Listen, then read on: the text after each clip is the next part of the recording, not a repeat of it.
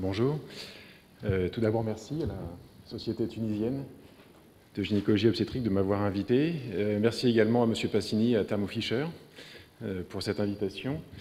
Et oui, il y a un petit problème sur l'affichage, manifestement. Donc, j'ai été invité pour parler de dépistage de la prééclampsie par les marqueurs sériques. Donc, c'est une présentation qui fait très bien suite à celle de Mme Thiéba. Qui montre bien que la première chose à faire pour le dépistage de la prééclampsie, c'est de surveiller la tension et d'avoir une protéinurie. Mais je vais essayer de vous montrer qu'on peut probablement améliorer ces dépistages en utilisant les marqueurs sériques. Voilà, je suis désolé, il y a un problème sur l'affichage. Je ne sais pas si vous allez réussir à lire. Bon. Ah, c'est le LED, c'est pour ça. Alors, je ne vais pas revenir sur les pathologies vasculaires placentaires, parce qu'on parle de prééclampsie, mais la prééclampsie fait partie de ce groupe de pathologies qu'on appelle les pathologies vasculaires placentaires, qui, comme le nom l'indique, c'est un ensemble de maladies qui est dû à un défaut de vascularisation du placenta. Donc, je ne vais pas revenir sur ce qui a déjà été dit ce matin en termes de fréquence de la maladie, de gravité. On sait maintenant tous que c'est une maladie qui est très grave et très fréquente, et pour la mère et pour l'enfant. En revanche, je vais me permettre de faire 2-3 rappels sur la physiopathologie de la prééclampsie, et en particulier sur cette fameuse invasion trophoblastique dont on a déjà parlé ce matin. Alors, voici là un schéma d'une villosité tertiaire. Donc, c'est l'unité fonctionnelle du placenta. C'est là que sont assurés les échanges maternaux-fétaux. Vous voyez sur la partie supérieure du schéma donc le côté fœtal, sur la partie inférieure le côté maternel, où on voit donc cette villosité tertiaire avec le cytotrophoblast, le syncytiotrophoblast, et puis en particulier en rouge le cytotrophoblast extravilleux, qui est la partie du trophoblast qui assure l'invasion trophoblastique et en particulier l'invasion des artères spiralées. C'est cette invasion cytotrophoblastique, entre autres, qui permet d'assurer une bonne mise en place de la vascularisation placentaire avec des phénomènes de vasculogénèse, angiogénèse et pseudovasculogénèse. Cette invasion trophoblastique permet donc d'une part d'augmenter le calibre des artères spiralées, ce qui entraîne une diminution des vitesses sanguines à l'entrée de la chambre intervilleuse et une augmentation du débit sanguin utéroplacentaire.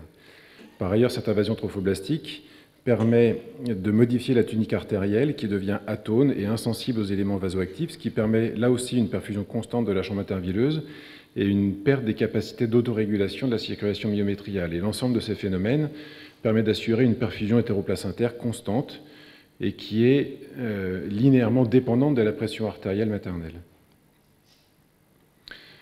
Donc là, on vient de parler du remodelage qui est dépendant de l'invasion trophoblastique, mais on sait maintenant qu'il y a également un remodelage vasculaire qui est indépendant de l'invasion trophoblastique.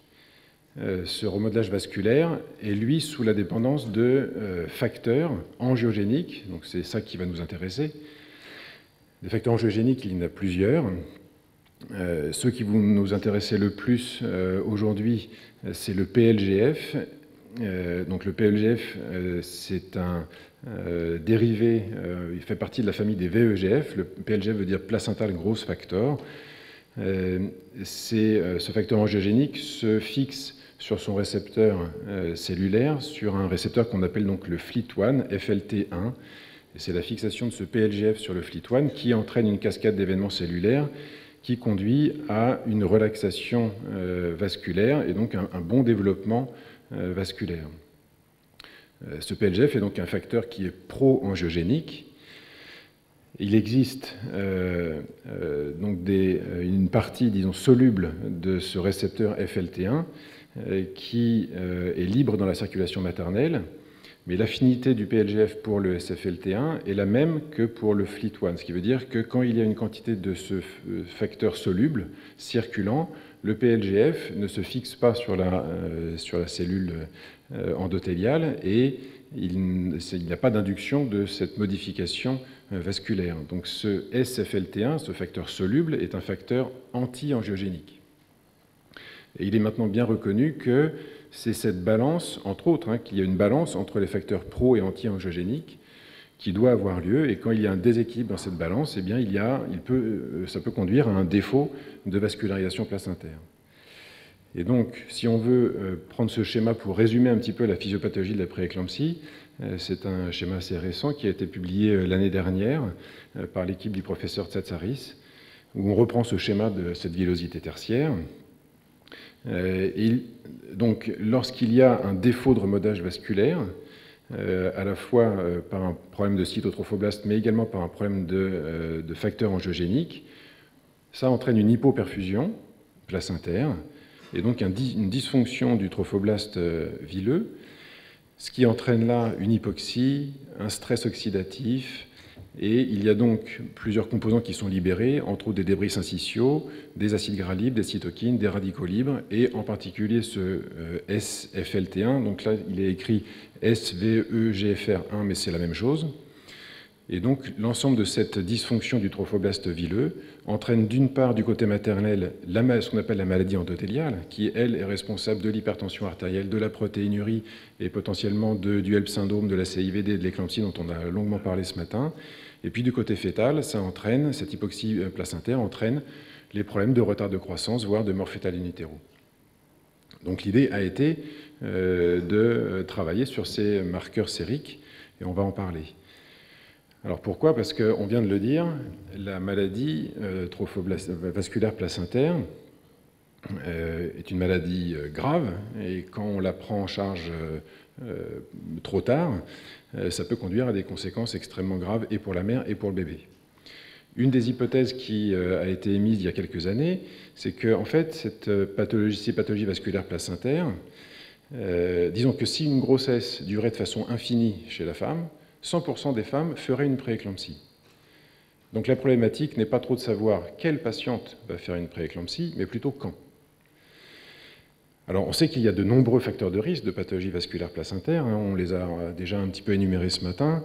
Je vous ai mis la liste là de l'Organisation mondiale de la santé qui a donc listé 26 facteurs de risque de maladie vasculaire placentaire. On ne va pas les détailler. Alors, c'est bien d'avoir ces facteurs de risque, mais malheureusement, ce n'est pas ça qui nous dit quelle patiente va faire une prééclampsie ou pas. L'autre problématique, c'est que, comme on vient de le dire, la base pour le dépistage de la prééclampsie, actuellement, c'est l'association tension plus protéinurie. Donc, c'est indispensable de le faire. Malheureusement, on sait bien que l'association de tension et protéinurie n'a pas une très très bonne valeur prédictive positive pour le dépistage de la prééclampsie. Et par ailleurs, ça aussi on l'a dit longuement ce matin, il n'y a pas de traitement curatif pour pouvoir réaliser un dépistage en population générale. C'est qu'il faut que la maladie puisse être dépistée précocement et avoir un stade précoce plus facilement traitable. Et donc, ça doit pouvoir déboucher sur des mesures thérapeutiques ou préventives concrètes. Et donc, il faut pour ça, bien sûr, disposer d'un bon test de dépistage. Et ça, on va voir si c'est réuni ou pas. Alors, d'un point de vue du dépistage de la prééclampsie ou des pathologies vasculaires placentaires sans les marqueurs sériques, donc au premier trimestre de la grossesse, si on se base uniquement sur les caractéristiques maternelles, à savoir les antécédents, les facteurs de risque qu'on a vus, et puis l'analyse de la tension et l'analyse des Doppler utérins au premier trimestre, on voit que les valeurs prédictives ne sont pas très très bonnes parce que, en tout cas surtout pour la prééclampsie précoce, le taux de détection avec ces facteurs varie entre 40 et 60%. Donc c'est pas excellent. En tout cas, c'est pas suffisamment bon pour utiliser uniquement ces facteurs-là pour mettre un traitement préventif. Donc l'idée, c'est évidemment d'ajouter des marqueurs sériques qui vont potentiellement permettre d'améliorer ce taux de dépistage. Alors, le problème, c'est lesquels? Parce que, vous voyez, donc on ne va pas tous les détailler non plus. Ça, c'est la liste des marqueurs sériques qui ont été analysés pour essayer d'évaluer pour le dépistage de la prééclampsie. Il y en a énormément, donc on ne va pas tous les détailler, mais on va en parler en particulier de deux, qui sont le PLGF, dont on a parlé un petit peu avant, et puis la PAP-A, que vous connaissez certainement, puisque c'est un des marqueurs qui est utilisé pour le dépistage des maladies chromosomiques, en particulier de la T21 au premier trimestre. Donc le PLGF, on l'a vu, c'est une glycoprotéine qui fait partie de la famille des VEGF et qui favorise l'angiogénèse. La PAPA, c'est la Pregnancy Associated Plasma Protein A, qui est donc une métalloprotéase qui, son rôle elle augmente la biodisponibilité de l'IGF, qui est donc l'insuline growth factor, elle-même étant une hormone qui joue un rôle prépondérant dans la croissance fœtale et dans le développement placentaire. Et donc la PAPA est un reflet de la placentation. Donc ces deux marqueurs ont été beaucoup analysés comme pour les tests prédictifs de dépistage pendant la prééclampsie. Alors on ne va pas détailler tous les articles non plus, parce que si on fait une petite recherche rapide avec des mots-clés simples sur PubMed, on se retrouve avec plus de 400, voire plus de 500 études. Donc on va évidemment pas toutes les analyser. Alors en plus, ces études, c'est un petit peu confus en fonction des études. Si on les analyse un petit peu toutes, on voit qu'il y a pas mal de disparités au niveau de la méthodologie, au niveau des populations étudiées. On sait très bien que la prévalence de la prééclampsie dans la population étudiée a un énorme impact sur les tests de dépistage. Il est évidemment tout à fait différent de l'utilisation des tests de dépistage dans une population où la prévalence de la maladie n'est que 2%, par exemple en France, ou alors dans les prévalences très hautes à plus de 8%. Donc ça aussi, il faut faire attention. La plupart des études sont des études cas témoins, ce qu'on appelle des cas témoins nichés, c'est-à-dire que la sélection des sujets se fait de façon prospective et la sélection des témoins se fait de façon rétrospective, ce qui est une source potentielle de biais d'inclusion. Et puis, le problème surtout, c'est qu'il n'y a pas souvent dans ces études d'évaluation de la validité externe des algorithmes de calcul, c'est-à-dire les auteurs proposent un algorithme de calcul du risque de prééclampsie, mais il n'y a pas d'évaluation de cette validité des algorithmes. Donc du coup, on peut difficilement les utiliser. Alors néanmoins, donc, il y a une étude, donc c'est le professeur Nicolaides là, qui travaille énormément sur ces tests de dépistage au premier trimestre, et il a beaucoup publié là-dessus, et ces publications montrent quand même que ces marqueurs sériques, eh ben, quand on les utilise, ça marche. Et ça marche surtout pour les prééclampsies précoces, donc en général les plus sévères. Pourquoi ? Parce que si on se base uniquement sur les caractéristiques maternelles au premier trimestre, donc le taux de dépistage, on l'a vu, il est de 36%, pour un taux de faux positif de 5%. Et quand on associe à ces caractéristiques maternelles les Doppler utérins, la mesure de la pression artérielle et les marqueurs sériques, la PAPA et la PLGF, eh ben on passe à un taux de détection de 93%. Donc évidemment, on multiplie quasiment par 3 le taux de détection. Donc ça marche effectivement bien pour le dépistage des prééclampsies précoces. En revanche, pour les prééclampsies tardives, ça ne marche pas aussi bien puisqu'on ne passe que de 29% à 38%. En tout cas, pour les prééclampsies précoces, ça marche. Donc l'algorithme de calcul, il est bon, et du coup, le test de dépistage avec des bons faux positifs et des bons faux négatifs, on l'a. Reste à savoir s'il y a un traitement qui peut être proposé pour réduire le risque de survenue d'après-éclampsie. Donc ça, on en a également parlé, vous le connaissez, c'est l'aspirine. Il y a déjà eu une présentation là-dessus. On sait que l'aspirine, quand on le met en traitement préventif chez des patients qui sont étiquetés comme étant à risque, donc là pour le moment ce qui est pratiqué, c'est les patients qui ont des antécédents de prééclampsie par exemple, ou des antécédents d'éclampsie, enfin voilà. Ce traitement, quand il est instauré à la bonne dose et précocement, eh bien, ça diminue de façon très significative le risque de récidive, de prééclampsie sévère et précoce, ça diminue le risque de retard de croissance, ça diminue le risque de décès périnatal et de prématurité. Donc dans une population ciblée à risque, ça marche. La question c'est, est-ce que dans une population ciblée également, mais uniquement par les marqueurs sériques, est-ce que ça marche aussi ? Et bien, du coup, la réponse, on a un embryon de réponse, je dirais, par cette étude ASPRE qui a été publiée très récemment, puisqu'elle date de juillet dernier.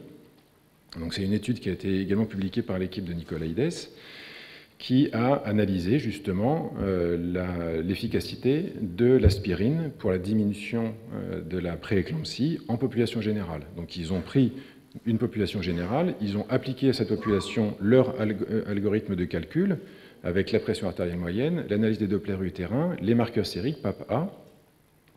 Je me suis trompé, là j'ai mis... Ah non, c'est la bêta-HCG qu'ils ont utilisé. Et ils ont administré de l'aspirine pour les patients qui avaient un risque calculé supérieur à 1%. L'objectif primaire était donc de savoir s'il y avait moins d'accouchements avec prééclampsie avant 37 semaines. Et donc, je ne vais pas détailler tous les résultats de l'étude parce que c'est un petit peu long, mais le résultat définitif est le suivant, c'est que ça marche. Il y a une diminution significative du risque de prééclampsie avant 37 semaines dans le groupe aspirine. Une diminution qui est quand même bien significative, puisque vous voyez que l'odds ratio il est à 0,38, donc on diminue d'un peu plus de 2 le taux de prééclampsie avant 37 semaines d'aménorrhée. Et donc du coup, si on reprend les conditions nécessaires pour un dépistage, eh bien ça va arriver. Effectivement, on sent que l'aspirine, donnée précocement, à ces patientes qui ont un risque de prééclampsie élevé calculé par cet algorithme au premier trimestre, eh bien, ça marche. Bon, maintenant, c'est une première étude. Il va falloir qu'il y en ait, je pense, beaucoup d'autres pour vraiment l'appliquer en population générale. Mais ça va venir et effectivement, ce test de dépistage a un effet. On va parler maintenant des marqueurs sériques au deuxième et au troisième trimestre. Donc là, on va revenir sur le PLGF et sur le S-FLT1 dont je vous ai parlé, donc ce facteur anti-angiogénique. Donc la question qui se pose, c'est il y a des études qui ont analysé le PLGF seul, et puis il y a des études qui ont également analysé le ratio. On va voir ce qui est mieux. Et puis, surtout, pour quels objectifs? Est-ce que c'est un objectif de diagnostic? Est-ce que c'est un outil prédictif? On va voir ça. Alors, ces facteurs angiogéniques, ça fait maintenant très longtemps qu'ils sont analysés, enfin très longtemps. Ça fait 15 ans maintenant qu'il y a beaucoup d'études qui sont publiées à ce sujet-là. Une des études princeps sur l'analyse de ces facteurs pro- et anti-angiogéniques, c'est celle du docteur Ménard, qui a publié donc en 2003, et qui montrait que dans des populations de prééclampsie, le taux de PLGF était significativement très diminué par rapport aux grossesses normales, et que le taux de SFLT1 était significativement très augmenté en cas de prééclampsie, avec un taux de SFLT1 qui était multiplié par 5 dans une population de prééclamptique par rapport à la population générale, et il montrait également qu'il y avait une diminution proportionnelle du PLGF et une diminution proportionnelle à l'augmentation du SFLT1. Ce qui confirme bien que quand le SFLT1 augmente, eh bien, il fixe le PLGF qui lui diminue. Du coup, l'année suivante, il y a cette publication également qui avait été faite dans le New England Journal qui montrait donc, tout au long de la grossesse un peu les mêmes résultats. Donc une diminution significative du PLGF chez des patients prééclamptiques et une augmentation très significative du SFLT1 chez dans la même population de prééclampsie sévère. Et puis, chose très intéressante que cette étude montrait également, eh bien, elle montrait que la modification du taux de ces marqueurs dans le sang était détectable 4 à 5 semaines avant que la patiente ne fasse des symptômes. D'où l'intérêt de les analyser pour des tests de dépistage, ou en tout cas diagnostic ou prédictif. Alors, une des études très intéressantes là, qui a été, ça c'est sur le PLGF seul, qui avait été publiée en 2012, montrait que l'utilisation du PLGF, sur 58 patientes hospitalisées pour suspicion de retard de croissance ou prééclampsie, ils ont analysé le taux de PLGF pour la prédiction d'événements sévères.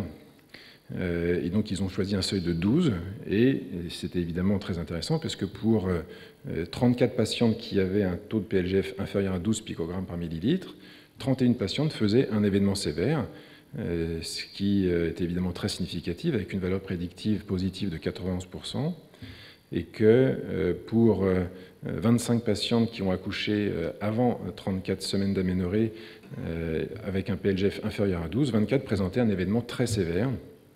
Donc les événements très sévères, c'était HELP syndrome, HRP, éclampsie, avec là aussi des valeurs prédictives qui étaient bonnes à 96%. Et donc sur les courbes ROC, on voit effectivement que le PLGF a une valeur prédictive qui est supérieure aux autres marqueurs sériques. Et inversement, pour les patientes qui présentaient un PLGF supérieur au 5e percentile, eh bien, ça excluait, dans 95% des cas en tout cas, un événement sévère dans les 2 semaines. Autre étude analysant le PLGF seul, un petit peu le même concept, 176 patientes avec une prééclampsie confirmée. Le critère de jugement, c'était la naissance dans les 14 jours. Et l'étude montrait que pour un PLGF inférieur à 12 picogrammes, la spécificité était de 90% et la valeur prédictive négative de 87%. Donc une erreur sous la courbe de 0,87, ce qui était évidemment bon et ce qui était supérieur à tous les autres marqueurs sériques analysés. Après, il y a l'analyse du ratio SFLT1 sur PLGF qui a été analysé parce que voilà, les études que je vais vous montrer, alors il y en a beaucoup, je ne vais pas vous les montrer toutes évidemment, mais montrent que finalement les valeurs prédictives du ratio est supérieure à celle du PLGF seul. En particulier, cette étude qui avait été publiée en 2012 par Rana prenait quand même 616 patientes, inclus pour suspicion de prééclampsie, 178 prééclampsies confirmées, dont 56 survenus avant 34 semaines. Et ils ont fait un dosage du ratio SFLT1 sur PLGF à l'inclusion des patientes. Le critère de jugement était l'analyse des complications survenues dans les 2 semaines suivant l'inclusion. Et là, évidemment, il montrait qu'il y avait un ratio très supérieur chez les patientes qui présentaient une prééclampsie par rapport aux patientes qui ne présentaient pas de prééclampsie ou qui présentaient une simple hypertension artérielle gravidique. Et donc là aussi, une courbe ROC, donc avec l'analyse de la valeur prédictive du ratio, et le ratio était supérieur, avec des valeurs prédictives supérieures à tous les autres marqueurs, que ce soit l'acide urique, la créatinine, les enzymes hépatiques ASAT et ALAT ou la pression artérielle. Et il montrait que l'association de ces marqueurs, donc du ratio SFLT1 sur PLGF, améliorait de façon significative le taux de dépistage, puisqu'on passait de 0,84 avec uniquement la tension et la protéinurie à 0,93 en associant les marqueurs sériques. Et on voit également d'ailleurs que l'association de l'acide urique n'améliore pas forcément le taux de dépistage. Et par ailleurs, donc, ils évaluaient l'évolution de la grossesse selon un seuil de ratio qu'ils avaient fixé là, donc à 85, donc un ratio SFLT1 sur PLGF à 85. Ils montraient que chez les patientes qui avaient un ratio supérieur à 85, eh bien, l'extraction fœtale était survenue dans 86% des cas. Inversement, pour un ratio inférieur à 85, l'extraction fœtale n'avait eu lieu que dans 16% des cas, donc on est bien dans les 14 jours qui suivent l'inclusion. Avec donc finalement un taux de survie, une courbe de survie qui était très très significative. C'est le schéma de droite, où on voit donc la courbe rouge, c'est les patients qui avaient un ratio supérieur à 85, la courbe bleue, c'est qui avaient un ratio inférieur à 85, et on voit effectivement que pour les patientes avec un ratio élevé, eh bien, quasiment 100% des patientes avaient accouché dans les 14 jours. Une autre publication qui a analysé ce ratio, c'est l'équipe du professeur Verloren, donc, qui travaille en Allemagne, à Berlin, où ils ont donc voulu poursuivre l'analyse de ce ratio en fonction, et puis de fixer des seuils de ratio permettant d'améliorer la prise en charge des patientes. Donc ils ont inclus un peu plus de 1100 grossesses, un peu plus de 900 qui se sont déroulées normalement, et 200 patientes qui ont présenté une prééclampsie, 230, avec donc des patientes qui ont eu un, voire plusieurs dosages. Et ils ont analysé les valeurs normales du FLT1, du PLGF et du ratio, donc en cas de grossesse normale, et puis ils ont analysé évidemment ces ratios également dans la population ayant présenté une prééclampsie ou un HELLP syndrome. Et donc dans la population de grossesse normale, ils ont pu établir ces courbes d'évolution du ratio.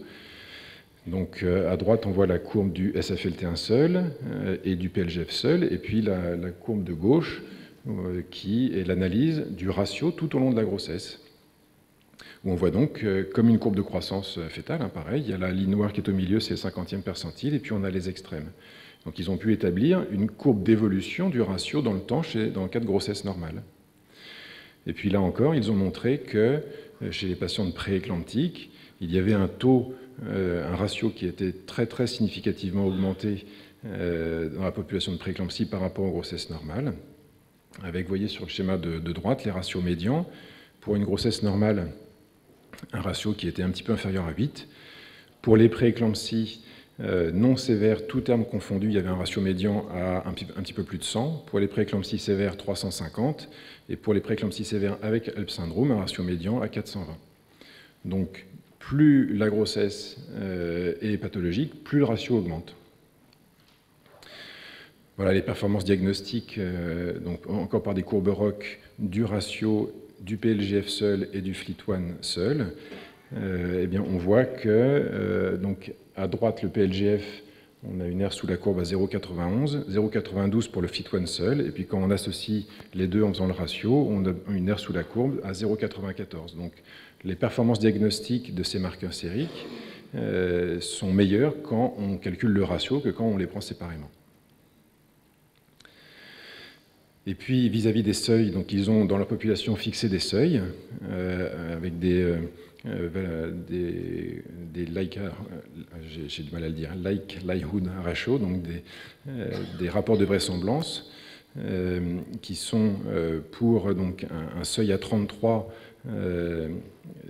Dans leur étude, en tout cas, ça leur permettait d'écarter une prééclampsie, c'est-à-dire une patiente qui avait un ratio à 33 ou moins, ils étaient quasiment sûrs qu'elle n'était pas prééclamptique. Inversement, pour un ratio supérieur à 85, on avait un rapport qui était à 176, donc finalement un rapport à 85 qui leur permettait quasiment d'affirmer que la patiente avait une prééclampsie. Alors une prééclampsie, ça c'était pour la phase précoce, jusqu'à 34 semaines, et un seuil à 110 pour les prééclampsies tardives après 34 semaines. Et donc suite à cette étude, eh bien, ils ont publié l'année d'après une autre, alors c'est pas une étude, hein, du coup c'est ils ont appelé ça opinion, donc c'est une proposition d'utilisation de ce ratio dans la prise en charge des patientes présentant une prééclampsie ou suspectes de prééclampsie. Donc ce n'est évidemment qu'une proposition, alors eux c'est ce qu'ils ont appliqué depuis dans leur service, mais chez les patientes, donc ils ont implanté ça chez une patiente suspecte de prééclampsie ou présentant des signes de prééclampsie, ils font le ratio. Et du coup, ils adaptent leur prise en charge en fonction du ratio, en fonction du reste, hein, évidemment, mais le ratio les aide à adapter leur prise en charge. Et pour un ratio à moins de 38, ils considèrent qu'il n'y a pas de prééclampsie, ou en tout cas aucun risque de prééclampsie immédiate, et ils ne proposent donc qu'une simple surveillance. Pour un ratio entre 38 et 85, c'est disons une situation intermédiaire, où ils estiment qu'il y a un risque potentiel de prééclampsie dans les 2 à 4 semaines, et du coup, ils renforcent leur surveillance en externe, et ils font des dosages répété du ratio. Quand le ratio est supérieur à 85, donc pour une phase précoce, ou 110 pour une phase tardive, ils estiment que la patiente est effectivement en prééclampsie. Et du coup, ils proposent en général une hospitalisation, une corticothérapie et une surveillance très étroite de la patiente et clinique et biologique avec des dosages répétés du ratio. Et puis quand les ratios sont beaucoup plus élevés que ça, donc vous voyez 655 pour la phase précoce ou 201 pour la phase tardive, ils estiment qu'il y a un risque majeur de complications sévères et rapides dans les 48 heures. Et donc là, ils hospitalisent la patiente, ils font une corticothérapie et en général, ils font naître le bébé juste après la corticothérapie, donc si possible, avant que la patiente ne présente des complications graves de la prééclampsie. Alors ça, c'est une étude très récente aussi qui est publiée l'année dernière, l'étude Prognosis, où là, ils ont analysé le ratio pour voir s'il y avait un seuil qui permettait d'infirmer une prééclampsie. Oui, oui, si vous pouviez conclure, parce qu'on va vous faire le luxe de prendre 2 questions. Je me dépêche, j'en ai pour 2 minutes. Donc, ils ont analysé ce ratio dans une population de un peu plus de 1200 femmes, et ils ont montré que pour un ratio inférieur à 32 de mémoire, 38, pardon, la patiente, il y avait 99% de chances qu'elle ne soit pas prééclamptique. Donc une très très bonne valeur prédictive négative de ce test. En revanche, la valeur prédictive positive, n'est pas excellente puisque elle était que de 40%, en tout cas dans la prédiction d'une prééclampsie dans les 4 semaines. Alors très rapidement, justement parce qu'il faut que je finisse, 2 études qui ont analysé l'évolution du ratio. Et bien, ces études, je vais passer vite, donc du coup, montrent qu'on peut également prédire l'évolutivité de la maladie en faisant des dosages répétés de ces marqueurs dans le sang, où il est montré là dans cette étude qu'il y a une augmentation plus rapide du ratio FLT1 sur PLGF chez les patientes qui vont faire une prééclampsie et un HELLP syndrome. Là, c'est la 2e étude qui montrait à peu près la même chose. Bon, donc du coup, je passe. Je passe plus vite là-dessus. Et alors, pour conclure, du coup, ces marqueurs sériques, au global, j'espère vous avoir convaincu que ça marche. Ça marche au premier trimestre. Alors, il y a encore beaucoup de travail à faire pour l'implanter effectivement, mais l'algorithme de calcul de risque est vraisemblablement efficace, et que l'aspirine instaurée chez ces patients à risque est vraisemblablement efficace, et que voilà, donc c'est quelque chose qu'il faut développer. Il y a encore certainement besoin d'études pour confirmer tous ces résultats, mais ça va venir. Et puis au deuxième et au troisième trimestre, là aussi, ce ratio SFLT1 sur PLGF, il est maintenant admis que ça marche. Ça marche, il y a une excellente valeur prédictive négative. C'est une patiente qui a une suspicion de prééclampsie. Quand le ratio est bas, on est quasiment sûr en fait que ce n'est pas une prééclampsie. Et inversement, chez une patiente prééclamptique, l'analyse du ratio permet d'adapter la prise en charge, voire peut-être de prédire la survenue de complications précoces. Et donc potentiellement d'adapter en préventif la prise en charge de la patiente. Voilà, ça je vais passer. Je vous remercie. Merci Monsieur de Croisette pour cette passionnante présentation, et nous espérons que nous pourrons bientôt faire profiter nos patientes de ces avancées. Et c'est très important pour nous, même si nous ne les avons pas encore, de rester au courant pour suivre le train du progrès. Comme vous avez parfaitement respecté votre temps de parole, et désolé de vous avoir un peu pressé, on va prendre pour vous, et je vous demande de revenir, 2 questions à Monsieur de Croisette. Voilà, merci Monsieur le modérateur. D'abord un commentaire. Je pense que dans l'étude des facteurs de risque, il y a des contraintes méthodologiques que malheureusement on ne peut pas régler. Donc on en est amené à faire des extrapolations. Pourquoi? Parce que le facteur personnel est très important. La preuve, vous prenez des personnes qui ont les mêmes facteurs de risque, primiparité, etc.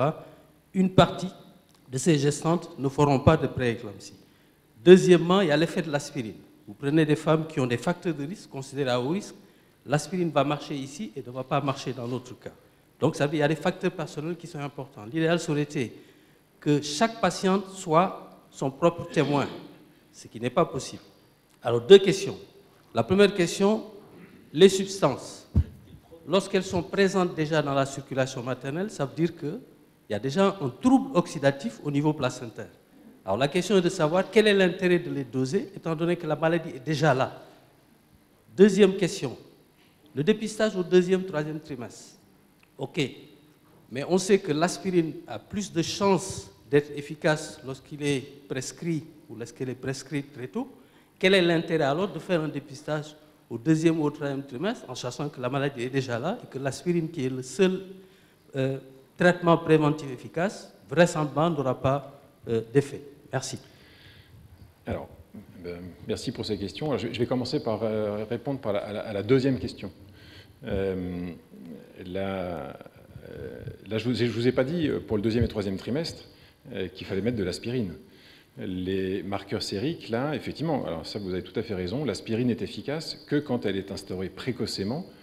Le seuil qui est maintenant reconnu, c'est moins de 16 semaines d'aménorrhée, et si c'est possible de l'instaurer avant ça. Donc effectivement, la question n'est pas d'instaurer de l'aspirine à 24 ou 28 semaines.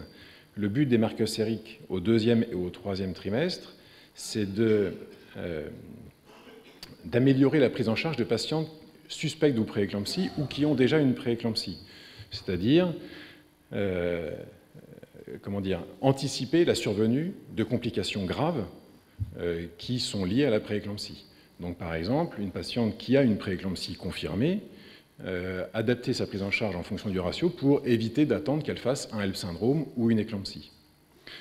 Vis-à-vis du 1er trimestre, je suis bien d'accord avec vous, hein, les caractéristiques maternelles sont très importantes et elles participent au test de dépistage, c'est-à-dire que les antécédents maternels sont inclus dans l'algorithme de calcul. Et alors, vous dites que les substances, la maladie est déjà installée au 1er trimestre, oui, c'est vrai, mais justement, d'où l'intérêt de dépister précocement, dès le premier trimestre, cette pathologie, pour introduire ce traitement préventif et qui diminue de façon significativement le risque de survenue. L'aspirine améliorant la vascularisation placentaire. Donc du coup, voilà, je pense qu'il y a un bénéfice et au premier trimestre, et au deuxième et au troisième trimestre, mais pas dans le même but. Au premier trimestre, c'est vraiment pour identifier les patientes à risque et instaurer un traitement qui va éviter qu'elles développent la pathologie. Au deuxième et au troisième trimestre, c'est pour améliorer leur prise en charge. Oui, merci pour cette très très intéressante communication. Vous avez eu la gentillesse de rappeler les paramètres OMS qui justifient un dépistage. Il faut que l'affection soit fréquente. Or, la toxémie gravissime à 20 semaines, pour laquelle vos rapports de vraisemblance sont bons, est rare. Oui. Et ne peut pas se traiter.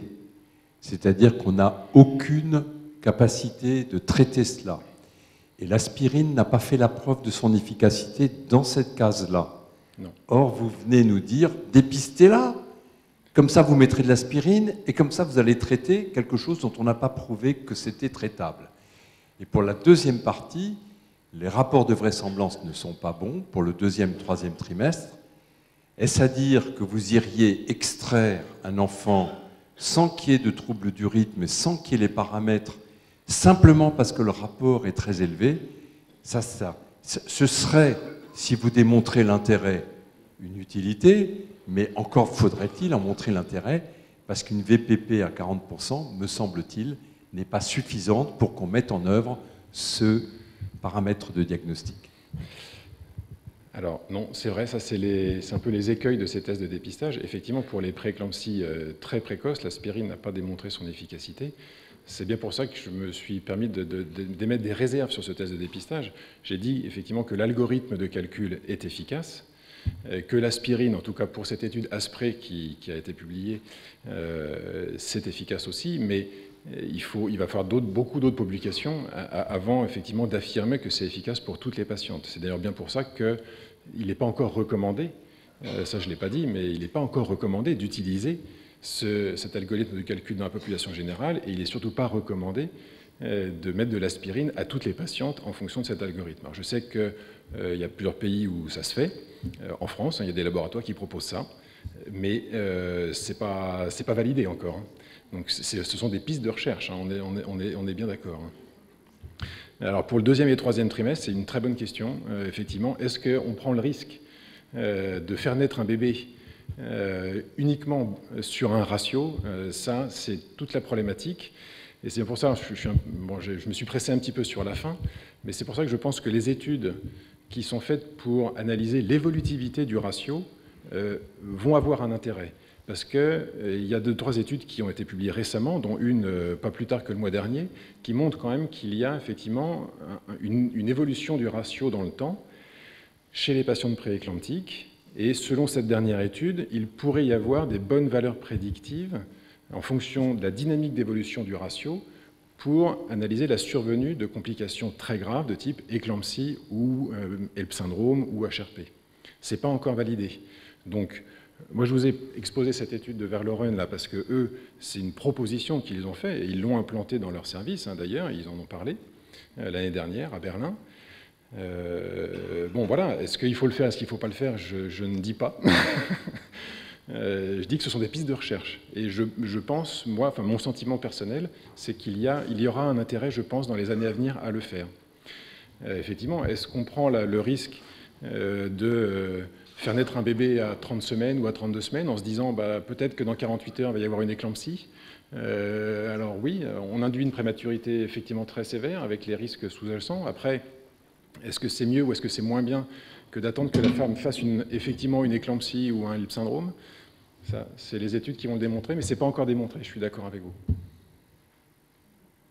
Merci encore.